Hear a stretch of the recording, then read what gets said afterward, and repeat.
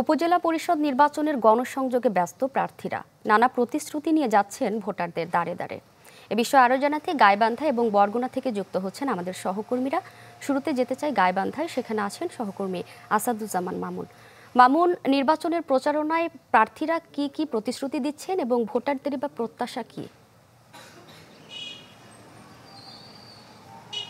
হ্যাঁ রেনু, আমি এই মুহূর্তে দাঁড়িয়ে আছি গাইবান্ধা সদর উপজেলায়। আর 5 দিন বাদে 21শে মে, আগামী 21শে মে গাইবান্ধা সদর উপজেলা, গোবিন্দগঞ্জ ও পলাশবাড়ী উপজেলায়, এই 3টি উপজেলায় একযোগে উপজেলা নির্বাচন অনুষ্ঠিত হবে।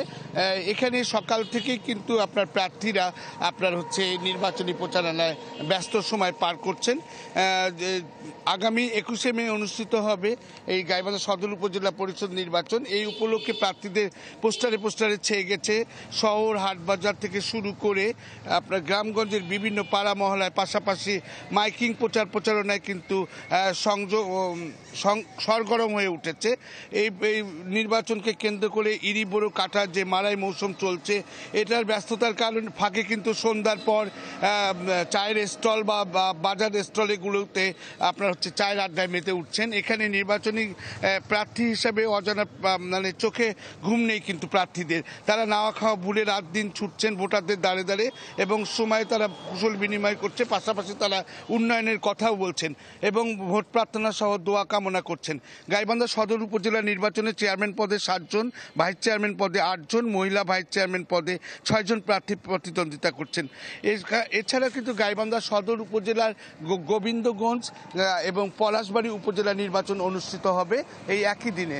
এদিকে আমি যেটা জানতে পারছি যে এটা 3টি উপজেলায় প্রার্থীরা কিন্তু বিভিন্ন উন্নয়নমূলক প্রতিশ্রুতি দিচ্ছে। তবে ভোটাররা বলছে যে যারা আমাদেরকে উন্নয়নে কাজ করবে, আমাদের ভাগ্যের উন্নয়ন ঘটাবে এবং এলাকার উন্নয়ন করবে, তাদেরকে আমরা ভোট দিব।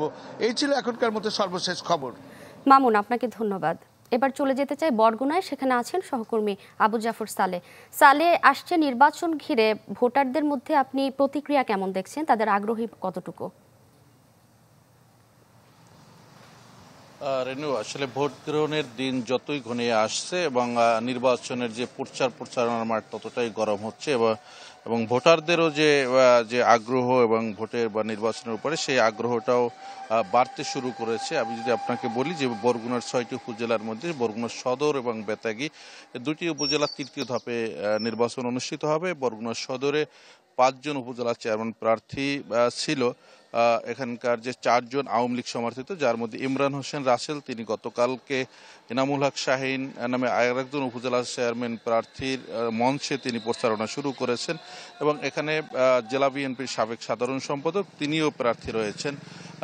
পাশাপাশি বেতাগী উপজেলায় 7 জন উপজেলা চেয়ারম্যান প্রার্থী রয়েছে। তবে 13 তারিখ রাতে নাহিদ মাহমুদ হোসেন লিটু নামে এক প্রার্থী এবং তার গাড়ি চালককে অবৈধ পিস্তল সহ আটক করেছে পুলিশ এবং গতকাল তার বিরুদ্ধে অস্ত্র আইনে মামলা হয়েছে এবং তাকে কারাগারে পাঠানো হয়েছে। এবং বেতাগী উপজেলার আরেকজন আব্দুস সোবহান নামে আরেকজন প্রার্থী, তিনি সংবাদ সম্মেলন সহ বিভিন্ন অভিযোগ দিয়ে যাচ্ছেন যে তাকে প্রচারণায় বাধা দেওয়া হচ্ছে এবং তাকে প্রভাব বিস্তার করা হচ্ছে, এ ধরনের অভিযোগ রয়েছে। তবে ভোটের মাঠে আসলে এখন পর্যন্ত কোনো অপ্রীতিকর ঘটনা বা বড় ধরনের কোনো সহিংসতা, এ ধরনের ঘটনা আসলে এখন পর্যন্ত ঘটেনি এবং খবর পাওয়া যায়নি। তবে জেলা নির্বাচন কর্মকর্তা এবং প্রশাসনের পক্ষ থেকে একটি সুষ্ঠু অবাধ নির্বাচন উপহার দেওয়া হবে, এমনটি জানানো হচ্ছে। এই ছিল বরগুনা থেকে সর্বশেষ রেনু। সালে, আপনাকে ধন্যবাদ। দর্শক, উপজেলা পরিষদ নির্বাচনের খবর জানাচ্ছিলেন আমাদের সহকর্মীরা।